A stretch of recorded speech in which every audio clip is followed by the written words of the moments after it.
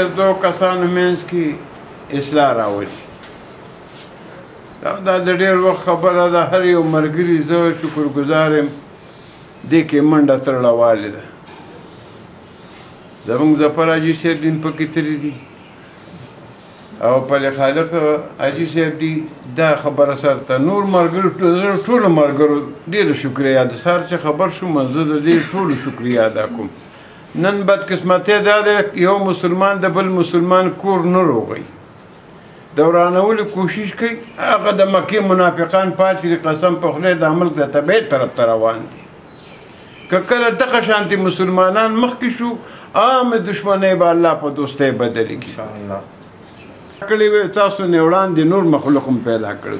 تاسو د هغې نه قیاس ولې چې هغه مخلوق څه شو کوم خواله د هغې هېڅ پته ونه لګېد. د خاورې شو ډېر غټ غټ ښه ګوره د ابوجهل د قارون غونته کې چې څومره د هغه سره مال حالو خو چې د پیغمبر توهین یې وکړو بس هغو جذباتي پیغمبر ووایي رای کاکه دا غواړو سړي بچی نه دی د سره نه. ګوره خپل سړی و ځمکې ته وایي رای کاکه هغې ورته اخوا دېخوا کول بیا هم ورته وایي رای کاکه. اخر کې چې مړی ته ورسېد وایي سمې را کاکه چې دا غرق شي ځکه چې بل چې څونه کسان د مخکې نه مخکې تلي یا اوس په دا چا فیصله وکړله د پلې خالق حاجي صاحب نه الله یې دا قدمونه په تله د نیکۍ کې واچي.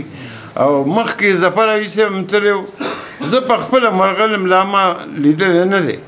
3-4 ځله زه په خپله ما سره ملګري تلي و. هغې کې خدای ټولو له خیر ورکړي او الله دې هر مسلمان صحیح مسلمان جوړ کړي. هسې د خولې نه ګورې د ژبې د پاسه کلمه وایي چې لا اله الا الله محمد رسول الله. ګوره د مرۍ نه ښکته چې تېره نه شي هغه کلمه منظور هم نه ده.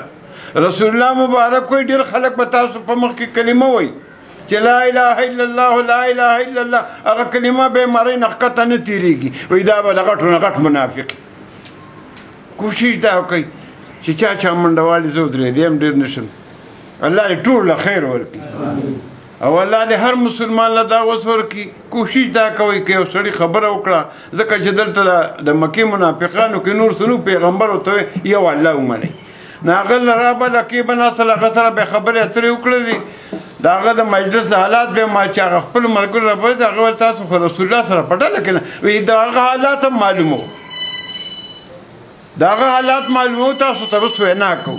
نو خدای ته وګورئ چې کومه خبره دا چا کوم کسان پلې خالق حاجي صاحب دی ټول ملګري چې څومره ناست دي چې دا خبره تر آخر وخته پورې تر مرګه پورې د ده او د ده داسې یو ریکارډ پاتې شي چې لکه پلار او د دوی غونته کې چې خلک ته عبرت والي.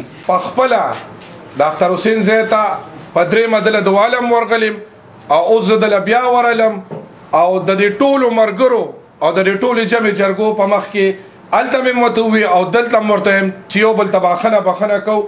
مخکې مې مرور وي او اوس مې مرور وي. ستاسو له ټولو ملګرو زه ډېر مشکور یم چې تاسو ما سره وختن په وختن په دې جرګو کې تلي یې. دې کې ما هغه ټول ملګري راوغوښتل چې ټولو پکې خواري زاري کړې ده.